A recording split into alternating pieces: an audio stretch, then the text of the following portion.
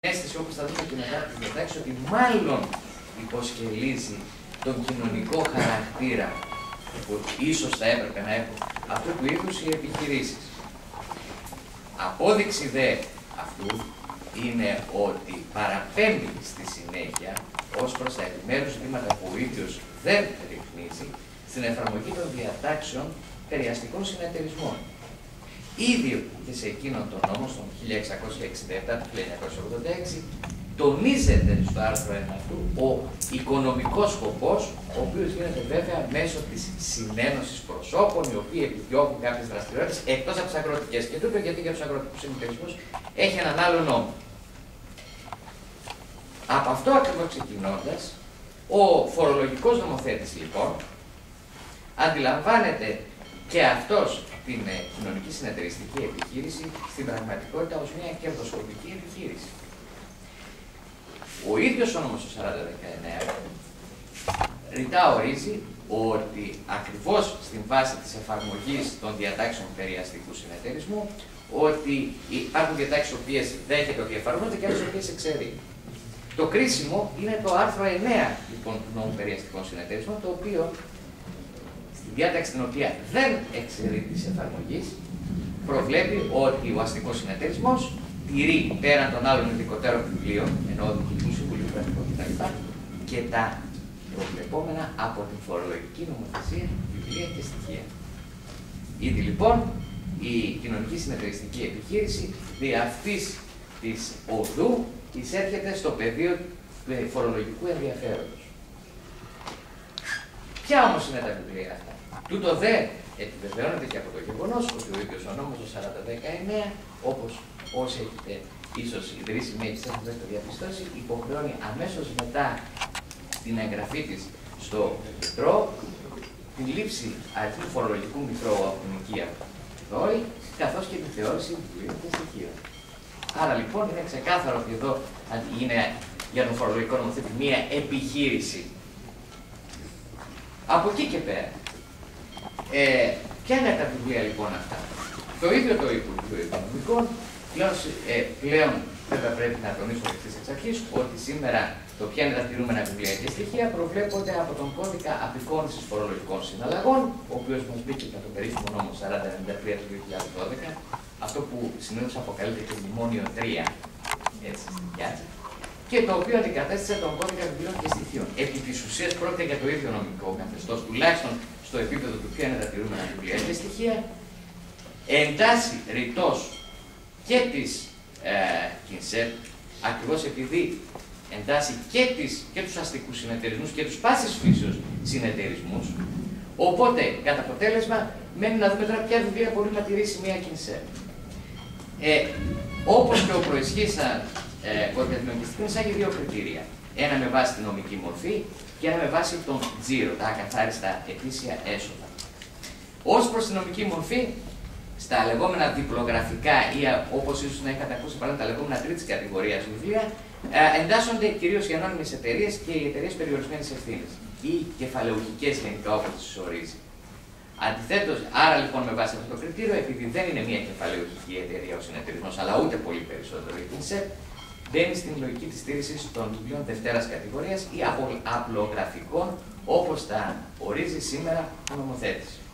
Με βάση τώρα το κριτήριο το οικονομικό αυτό του ετησίου τζίρου, η τήρηση διπλογραφικών βιβλίων προβλέπεται μόνο στην περίπτωση που τα ετήσια έσοδα υπερβαίνουν το 1,5 εκατομμύρια ευρώ. Πες ότι μία ΚΙΝΣΕΠ εκ του αποτελέσματος μακάρι να έχει ένα ετήσιο τζίρο πάνω από 1,5 εκατομμύριο ευρώ. Επομένως, καταλήγουμε, και αυτό είναι απλό, ότι τα βιβλία τα οποία τηρεί είναι απλογραφικά. Δεν θα ήθελα να πω σε λεπτομέρειες τώρα του πώς τηρούνται κτλ. Αυτά είναι τεχνικά πλέον ζητήματα. Είναι άλλοι αρμοδιότεροι εμού να καθοδηγήσουν κάποιον ως προς την τήρησή του. Πάμε τώρα σε ένα άλλο ζήτημα, αυτό της φορολόγησης της ΚΙΝΣΕΠ. Για να δούμε εν τέλει ποιες είναι οι επιλογές και του νομοθέτη.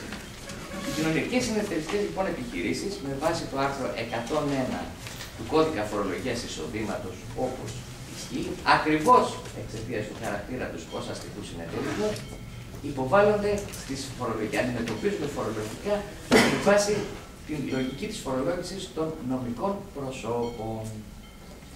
Τούτο δε πρακτικά, βέβαια, κάποιες ιδιαίτερες διατάξεις, και εδώ τώρα αρχίζει λίγο να δημιουργούνται τα ζητήματα, προέβλεπε αρχικά και ο νόμος 4019. Τι μας έλεγε λοιπόν ο νόμος 4019? Πρώτα απ' όλα ότι οι κέρδη δεν διανέμονται, και αυτό εν αντιθέσει με την νομοθεσία περί αστικών συνεταιρισμών, όπου προβλέπεται η διανομή κερδών. Πριν και ο αξιότιμος κ. Κασαπέτης. Εδώ λοιπόν όχι, ο νομοθέτης δεν θέλει να διανέμονται κέρδη. Είναι κερδοσκοπική λοιπόν η ΚΙΝΣΕΠ για τον φορολογικό νομοθέτη, αλλά κέρδη δεν διανέμονται. Και τι γίνονται λοιπόν αυτά τα κέρδη? Αρχικώς λοιπόν προέβλεπε την δημιουργία ενός αποθεματικού 5% από το σύνολο των κερδών, και προσέξτε, πριν από την υπαγωγή των κερδών στον φόρο εισοδήματος, το δε υπόλοιπο και ένα ποσοστό 35%, το οποίο μπορούσε να διανεμηθεί ως πριν παραγωγικότητας στα μέλη εφόσον ήταν και εργαζόμενοι. Άρα δηλαδή ήδη μας λέει ότι η μόνη περίπτωση να έχει κάποιο εισόδημα λοιπόν από τη συμμετοχή του στην ΚΙΝΣΕΠ είναι ταυτόχρονα και εργαζόμενος. Άλλο ζήτημα βέβαια ότι εκεί ρητός το προέβλεπε και τότε στο άρθρο 10 παράγραφος 3 ότι έχουμε παρακράτηση φόρου, όπως δηλαδή σε οποιαδήποτε άλλη μισθωτή υπηρεσία, και βέβαια τις αναλογούς ασφαλιστικές εισφορές. Γιατί ναι, μεν εάν είσαι μέλος της ΚΙΝΣΕΠ δεν υπέχεις ασφαλιστικές υποχρεώσεις, αν γίνεις όμως εργαζόμενος, προκειμένου να πάρεις το μισθό, υπάγεσαι στην ασφάλιση του ΙΚΑ. Έτσι. Αυτό το λέω διότι αυτά είναι κόστη, για να δούμε τελικά πώς λειτουργούν στην πορεία. Όμως, με τον νόμο 4.110 του 2013, δηλαδή στις αρχές του έτους, σε ισχύ, ακόμη και αυτή η διάταξη καταργήθηκε. Και πλέον, όπως προκύπτει και από την συγκεκριτική έκθεση λοιπόν του νόμου αυτού, ο φορολογικός νομοθέτης θέλησε να αντιμετωπίζονται οι ΚΙΝΣΕΠ όπως και όλες οι υπόλοιπες επιχειρήσεις, κυρίως οι συνεταιριστικές, και τους κατονομάζει αστικούς, καταναλωτικούς, προμηθευτικούς ως παραδείγματα. Και εδώ είναι ακριβώς το πρώτο οξύμορο, ότι ενώ σε όλες αυτές τις μορφές συνεταιρισμών προβλέπεται η διανομή κερδών, των όποιων κερδών απομείνουν λοιπόν μετά από τον φόρο, εν τούτης στην ΚΙΝΣΕΠ δεν διανέμονται τα κέρδη. Αλλά η τροποποίηση την οποία έκανε επέφερε και ένα άλλο πρόβλημα. Το αποθεματικό αυτό το οποίο προβλέπεται αρχικώς διατηρείται, διότι προβλέπεται στην προηγούμενη παράγραφο, την μη καταργηθήσα. Ποιος ο ρόλος αυτού του αποθεματικού εν τέλει?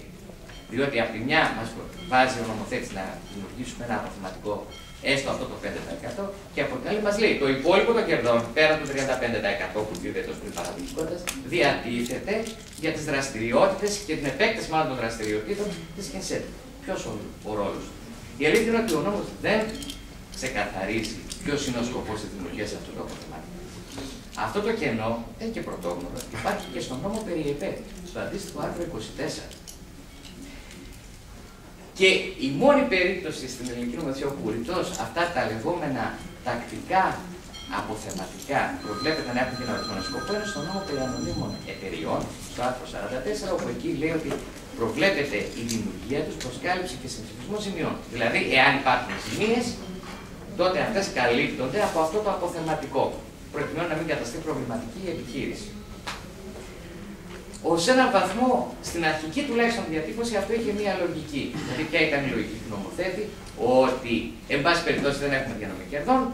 Τα κέρδη έχουμε ένα ποσοστό που το κρατάμε για να καλύψουμε πιθανές ζημίες, έτσι ώστε να απελευθερώσουμε το υπόλοιπο κέρδος, προκειμένου να επανεπενδυθεί μέσα στην επιχείρηση και να αυξηθεί η δραστηριότητά της, να δημιουργηθούν νέες θέσεις εργασίας. Μάλιστα.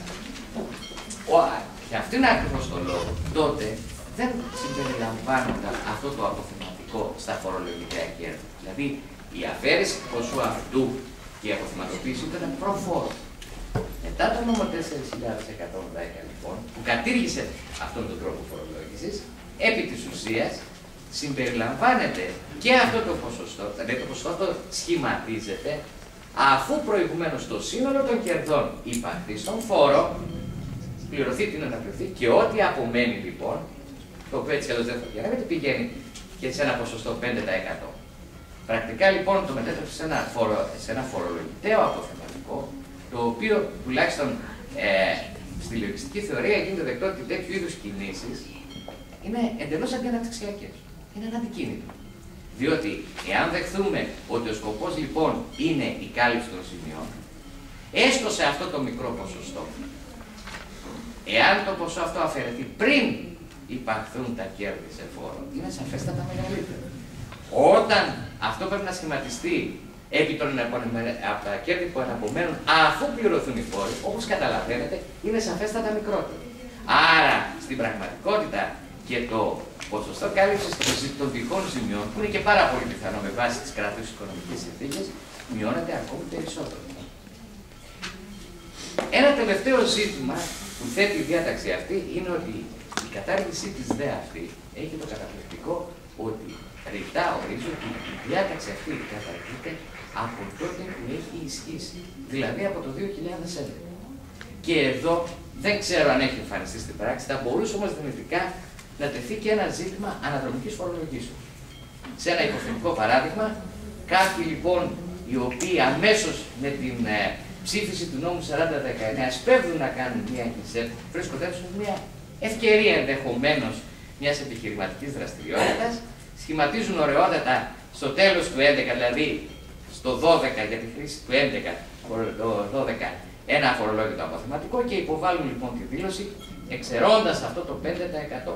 Και έρχεται λοιπόν ξαφνικά, εγώ θα πω το 2014, ένας φορολογικός έλεγχος και λέει: κύριε, με συγχωρείτε πάρα πολύ, εδώ έχετε διαπράξει μια ωραιοτάτη φορολογική παράβαση, διότι αυτό το 5% έπρεπε να μου κάνετε μια συμπληρωματική δήλωση και να μου το υπαγάγετε στον φόρο, διότι έχει καταργηθεί αναδρομικά.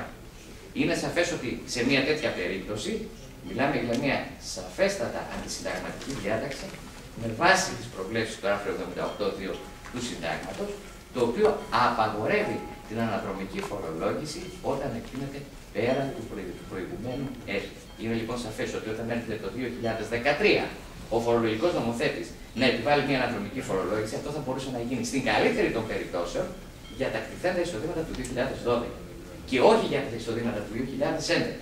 Ίσως να είναι και οριακό το παράδειγμά μου, αλλά δεν αποκλείεται κάποια στιγμή να το δούμε και αυτό. Είναι δε πάγια η νομολογία του Συμβουλίου της Επικρατείας επί του ζητήματος της αναδρομικής φορολόγησης με σειρά αποφάσεών του τουλάχιστον από το 1980 και μέχρι σήμερα. Δεν θέλω να πω σε άλλα περαιτέρω ζητήματα. Νομίζω ότι στη συζήτηση μπορούμε να συμπερασματικά απλώς εκείνο που νομίζω ότι τίθεται ως ερώτημα είναι ότι από τη μια έχουμε μια διακηρυγμένη προσπάθεια, θέληση αν θέλετε, του Έλληνα νομοθέτη να δημιουργήσει λοιπόν τις προϋποθέσεις τις νομικές για την ανάπτυξη της κοινωνικής οικονομίας με βάση και αυτές τις βλέψεις και τα σχέδια του Ευρωπαϊκού Κοινοβουλίου και την χρησιμότητα της οικονομικής κατάστασης της χώρας. Και εδώ τίθεται το ζήτημα εάν ο φορολογικός νομοθέτης εν τέλει ευνοεί αυτό ή δημιουργεί αντικίνητα. Και εδώ πρέπει να ξεκαθαρίσουμε κάτι. Διαχρονικά και πολύ περισσότερο σήμερα, η αντίληψη του Έλληνα φορολογικού νομοθέτη είναι ότι ο φόρος, όπως έλεγε ο αείμνηστος κάποτε Γκαστόν Ζεζέ και ξεπερασμένος, είναι απλή μεταφορά χρημάτων από τον ιδιώτη προς το κράτος, δηλαδή έσοδα. Ξέρετε, ήδη από τη δεκαετία του 20, μετά το τέλος του Πρώτου Παγκοσμίου Πολέμου και κυρίως μετά την κρίση του 1929, αναπτύχθηκε διεθνώς και γίνεται περισσότερο δεκτό ότι ο φόρος δεν είναι ένα απλό μέσο εσόδων για ένα κράτος, αλλά είναι και ένα όργανο άσκησης οικονομικής και κοινωνικής πολιτικής. Επομένως, όταν ένας νομοθέτης ετοιμάζεται να αντιμετωπίσει φορολογικά μια επιχείρηση, μια δραστηριότητα, πάντα πρέπει να έχει και στο πίσω μέρος του μυαλού του, εάν αυτή του η επιλογή, η όποια επιλογή, συντείνει τελικά σε μια αναπτυξιακή λογική ή ενδεχομένως και να μην συντείνει, διότι δεν θέλει να αναπτυχθεί μια συγκεκριμένη μορφή δραστηριότητας οικονομικής. Έχω την αίσθηση ότι στη συγκεκριμένη περίπτωση για άλλη μια φορά υπερίσχυσε περισσότερο η λογική της διεύρυνσης της φορολογικής βάσης, όπως λέγεται, και του ορισμού των όποιων εσόδων για το κράτος, εις βάρος αυτής της λογικής. Της αρπαχτής και χωρίς αναισθησίες. Ευχαριστώ πάρα πολύ.